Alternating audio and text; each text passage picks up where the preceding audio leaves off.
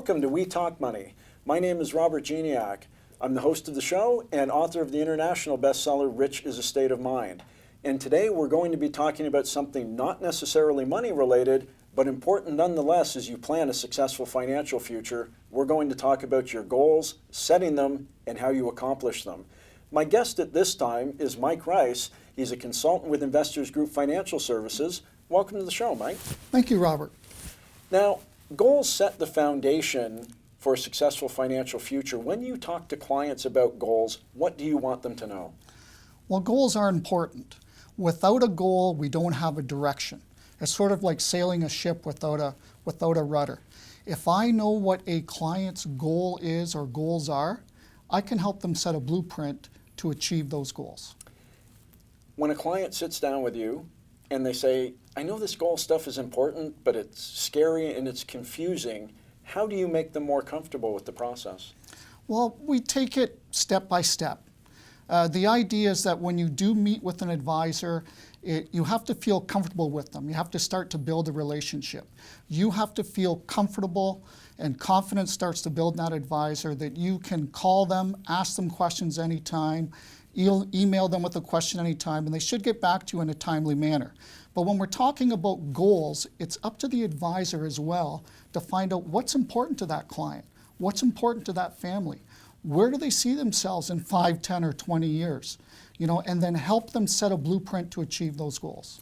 One thing I hear from Canadians all the time when I talk to them about goals is they're afraid to offer their goals to a financial professional because they're afraid of being judged by what they put down on that paper. How do you deal with that? Yes, and everyone is an individual, and goals will vary. A goal might be, I want to pay off my mortgage quickly, or I want to be able to go on vacation, down to Disney World once a year or once every other year. So they can be very simple, they can be short-term, they can be long-term, but every goal can be measurable. And as long as the advisor knows what the goals are, then they can help that client to achieve them. So what I heard from you just there is that not all goals are financially related.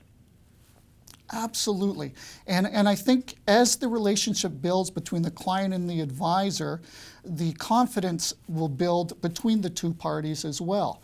But it is important, life goals are important.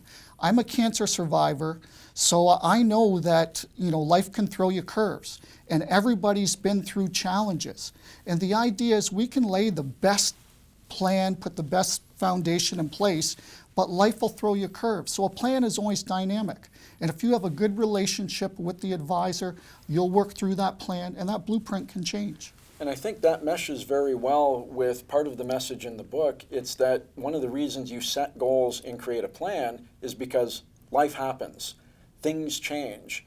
And the goals that we set for ourselves today are not necessarily the goals we had 5 years ago or the goals we'll have 5 years from now. But if you don't write them down, how are you ever going to track them? You're right. And this should be fun as well. It's not a hardship. It should be fun. So whoever you're working with, you got to have fun. And that map or that blueprint to achieve your goals should be fun. And you should have a lot of fun trying to achieve them. So let me get this right. You're telling me personal finance should be fun? Absolutely, it should be fun. If it's not fun, it's not worth doing. As I said before, life is short. Let's have fun. We'll be back to continue our conversation with Mike and We Talk Money after the break.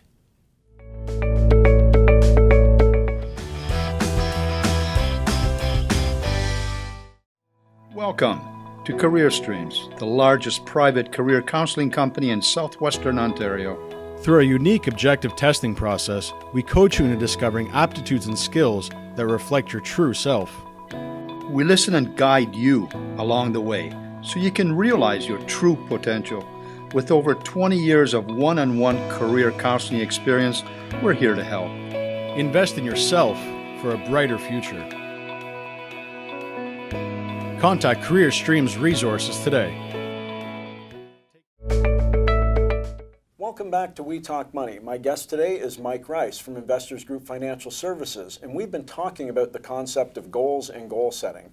Mike, as it relates to your successful clients, how do they deal with their goals? Well, the most successful clients that I work with have specific goals. And if they communicate those goals well and know exactly what they want to achieve, I can help them achieve it. I can help them put a plan in place to achieve their goals. Are the goals written down? The goals are written down, and it's part of the discovery process. The client may actually have these goals in mind all along, but doesn't know how to achieve them or take the steps to achieve them. And how often do you review the goal list with the client? And the goals can change, and once goals are achieved, it is achieved and then a new goal is put in place. But oftentimes it's, again, how the client perceives themselves, down the road, whether it's 10, 20, 30, 40 years or longer. Goal setting is a process, achieving them is a process. I've never been a financial professional like yourself. How do you guide the client through that process?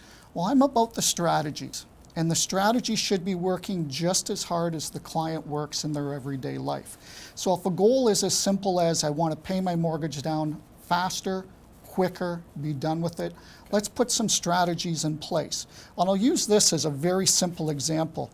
A lot of times we will bundle our car and home insurance together. A lot of us will do that. And if we pay annually, we can save 2 to 3% in some cases. Some of us can do that, some of us can't. But while we're doing that, what's happening with that money each week, each month, while we're waiting to pay that bill at the end of the year? That money should be growing for you as well. That's an excellent observation. When it comes to goals that aren't financial, so let's say somebody set a goal, they just want to get in better physical condition. Do you just simply go, well, that's on you, I'm your financial advisor, that's got nothing to do with me? How do you help them with the non-financial goals? Well, let's just say a non-financial goal might be something like, I want to send my son or daughter, to university. I mean, that's a goal. I want to help them become a doctor.